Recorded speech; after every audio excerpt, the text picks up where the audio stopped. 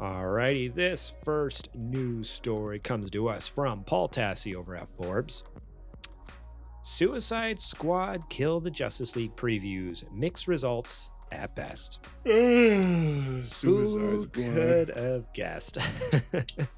I mean, before we even get into this, there's never been a moment in time since they first revealed this game. There's not been one single moment where people were like, this is a good idea from the beginning, because it was originally leaked, unfortunately. So like they didn't even get to reveal it properly. So from the leak to now, it's been bad for this, because originally, like, it was always like, originally the leak was like live service game, microtransactions, blah blah blah, all this stuff. And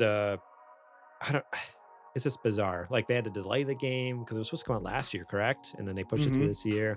Like, it's just been riddled with issues to the point where I'm just surprised that they didn't have a more drastic change after the backlash like a year or two ago. And then B, that they didn't just cancel it outright even. Because the public has made their opinions very much known. But yeah, I don't know. Anyways, the embargo for a press event for Suicide Squad Kill the Justice League has lifted, and lengthy impressions are coming in from a number of outlets. And so far, while there's some positivity about the upcoming Rocksteady game, impressions seem fairly mixed so far, and that the concept and execution is not exactly a slam dunk. Many of the common concerns about combat and story are brought up, and though the limited look at the game was not its full scope, it was what Rocksteady decided to show off, and there are some issues. Here's IGN. Unfortunately for Suicide Squad, once the fun story bits end, you're left with a much less inspired combat system and an open world that's filled with tedious tasks. Here's GameSpot saying, these events and battles felt a bit generic, especially in comparison to Suicide Squad's main story moments that are more akin to what Arkham fans are used to seeing. Though each mission had different objectives, they all had the same basic gist of battling waves of enemies while swinging back and forth between rooftops. But in contrast, here's a mostly positive Game Informer preview. Emerging from my hands-on session, I feel much more confident in Rocksteady's long-awaited follow-up to its critically acclaimed Arkham series, but I still have several questions. But even with those hesitations surrounding post-launch support, game structure, and monetization efforts, I now have February 2nd circled on my calendar, as my overwhelming curiosity and anxiety have turned mostly to anticipation. And with that, I will say, I don't know how much you can trust Game Informer because it's owned by GameStop. I just gotta put that out there. Gotta say very that. fair, very fair. Even though the writers might be have integrity, Game Informer and GameStop, the company, does not, and so they might, there's definitely a chance where editors and like higher ups are like, you gotta say this because we gotta sell copies in the store. So take that. You guys be nice to GameStop. So take that with a grain of salt, I guess, from Game Informer there. The negative previews do have some positive elements listed in them, but the positive previews often raise questions that are likely not going to be answered until the full game is out. This contrasts a bit with what I've heard from the NDA-breaking alpha players who have said they like the game a lot more than they thought they would, even in some cases inspiring them to pre-order.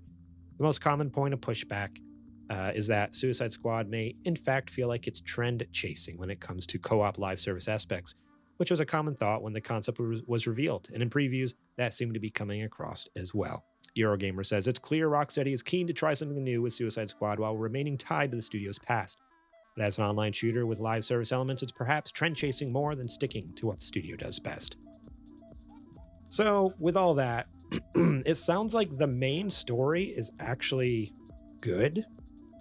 Like, a lot of people mention, like, oh, when it's a main story mission, the objectives and gameplay is fun, the story is good, but it's the other like 80% of the game where it's like, now the go part you actually have to play. Now go in the open world and wander and do these random little things, and everyone's like, I don't want to do that. I just want to keep going with the story because the story is halfway decent, I guess. and the cutscenes are good, and the combat is, fun, I guess. Like that's the thing. The gameplay is apparently fun. It just gets tedious when you got to do it 100 times.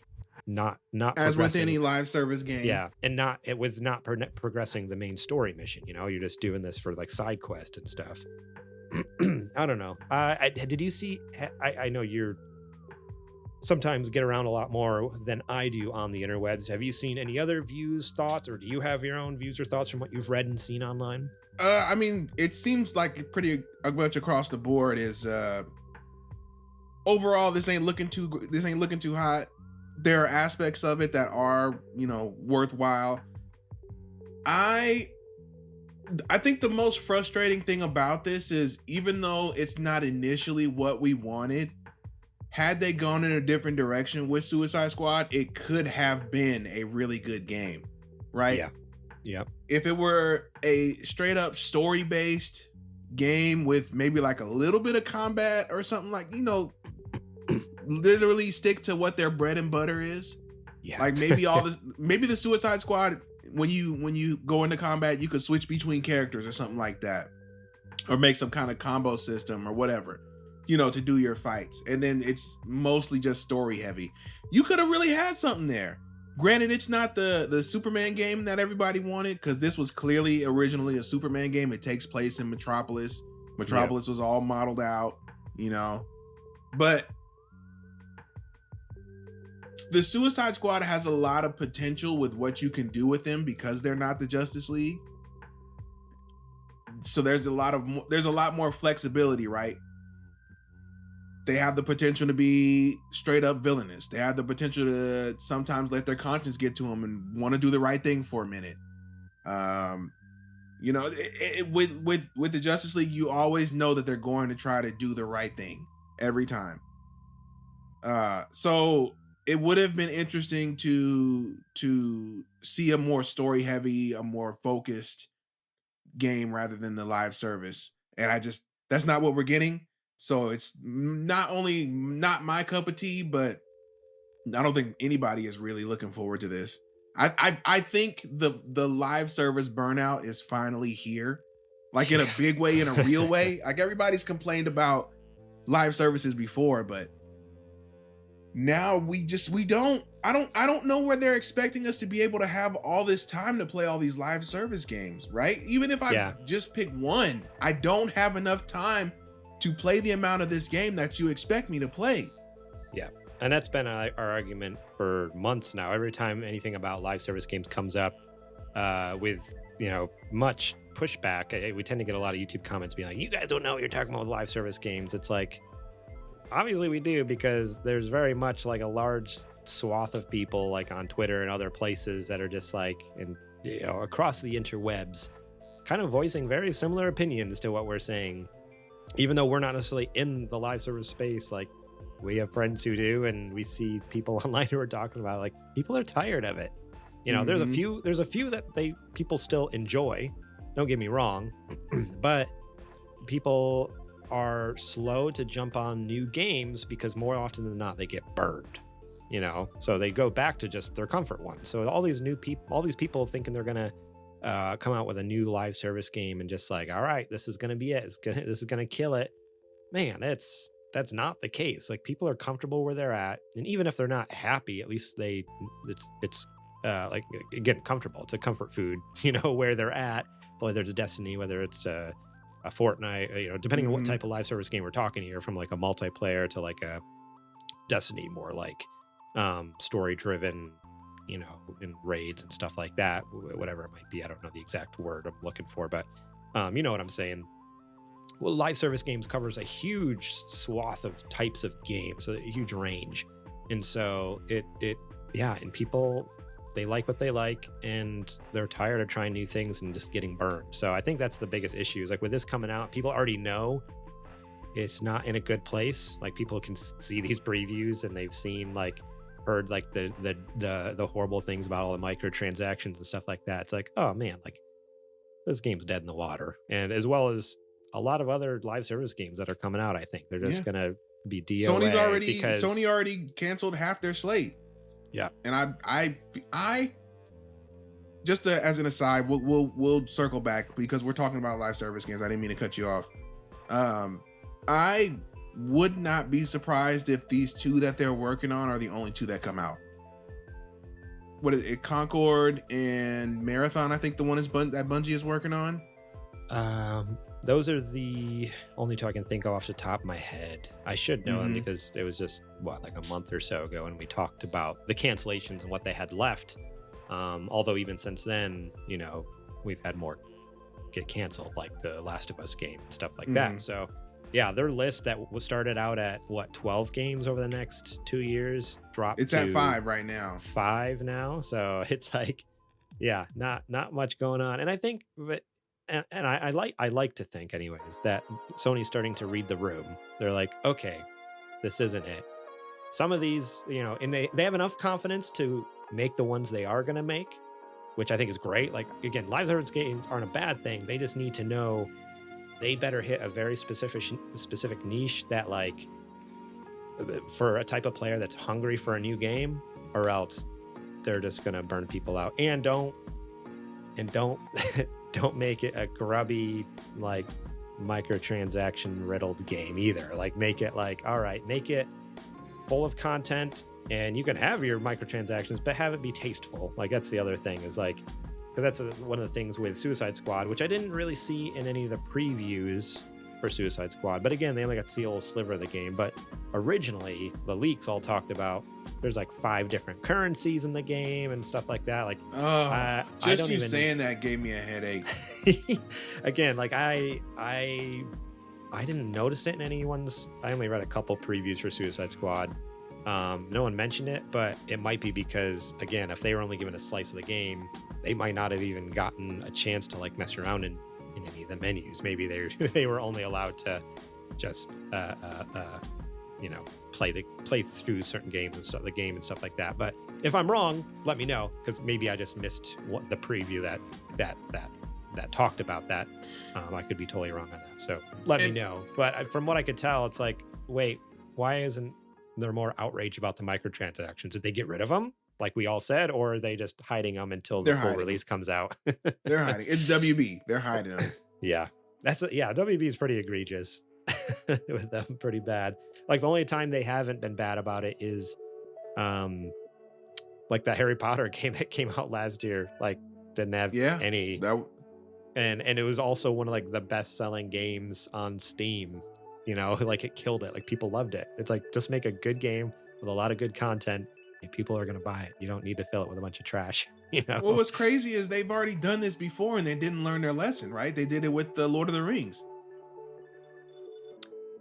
Oh, remember the Shadow War? Shadow of War. Yeah, the first one didn't have any microtransaction. It was great, right. And then the second one came out, and yeah, they kind of, like, you could play it without. Full of them. You could play it without, but if you bought the little bonus things that helped you, like, level up faster and get through the game faster, to the point where, like, people were, like, reviewers were, like, straight up, like, saying, like, I was ready to quit the game because it was, like, beating my head against the wall trying to get past this point, because they just were trying to force you into buying this microtransaction and stuff like that.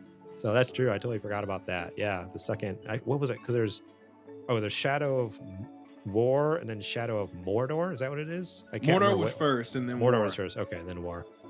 Yeah, so Shadow of War is, I was pretty lousy with them too. Blue Crimson says, every time I see a game like this come out, I can't help but think, how many times do we have to teach you this lesson, old man? But the problem is, Crimson, is that there must be somebody who enjoys is a crazy word, I think, that is playing this game and is finding some form of satisfaction. Not that it's fun, but, like, they go in there and they complete tasks and it's satisfying to see the list go down. Yeah. That's the only thing I can think of. I mean, yeah, and I mean, that's exactly how it is, I think, with a lot of the long-running live service games that are still going on currently. Because I feel like I talk to people or hear from people and they're like, yeah, it's kind of stale, but it's comfort food, and just, like, to get through a list, and, like, oh, it's almost like an addiction now too. Like, gotta get that next skin for my gun or for my character, for, like, whatever. Or just like, oh, I don't want to miss this drop that's only available through this one raid that happens. And it's like, so they kind of just, like, snag people that way, where it's like this FOMO. It's, like, less of, like, I enjoy the game and more of, I don't want to miss out. Right. It's wild. And so, I mean, not to say another game can't, do it again, kind of, hit the nail on the head and just, like, bring a bunch of people in with that same passion, but I think it's getting more and more difficult the more saturated the market gets with these types of games. And And as usual, I always want to make sure that everybody, we always say it, that we don't ever want a game to fail. No right, matter what the game is, you never ever want a game to fail. Doesn't matter if it's not your cup of tea. Doesn't matter, if it's a genre you don't like, whatever, a developer you don't like. You don't want games to fail, because that means that there's less potential for more games to come later on. yep, So we may talk bad about Suicide Squad because it's not our cup of tea, but I also don't want it to fail because that is a developer that I really admire and respect. 100%. And if this does fail because it's such a large scale project for them, and it's one that they didn't even really want to make in the first place, then that means we're going to end up seeing less from them, or less ambitious things from them, and they're just going to say, you're gonna be a support studio for whatever other the Harry Potter game. You're gonna be a support studio for them now. Yeah, we don't So, want that. right. We do not want that. So hopefully it's decent. Yeah, I that's all I can really hope for. I don't know if it will be. which But basically from the previews, that's kind of what it sounds like. It's like it's meh to decent. It's kind of like in that range. And I hope by the time it comes out, it's closer to decent, like you said. Like that would be great. But right. man, it's riding that line where it's like, ooh, it's either gonna do like okay in sales, or it's gonna be a flop. And it's like I don't like that it's that close to being bad for Rocksteady, because Rocksteady makes such good games. I mean, they have a great portfolio in the past, so be sad to see him fall into that trap and not make more stuff. Thank you so much for watching that clip from our podcast. Remember, if you want to watch the full episode, link will be in the description below. You can click on that and check it out. We got listener questions. We got more news segments. We got what you playing. We got a lot of fun things. So yeah, more than just the news. There's a lot more to the show that you should go check out. So remember, click that link in the description. Check out that full episode.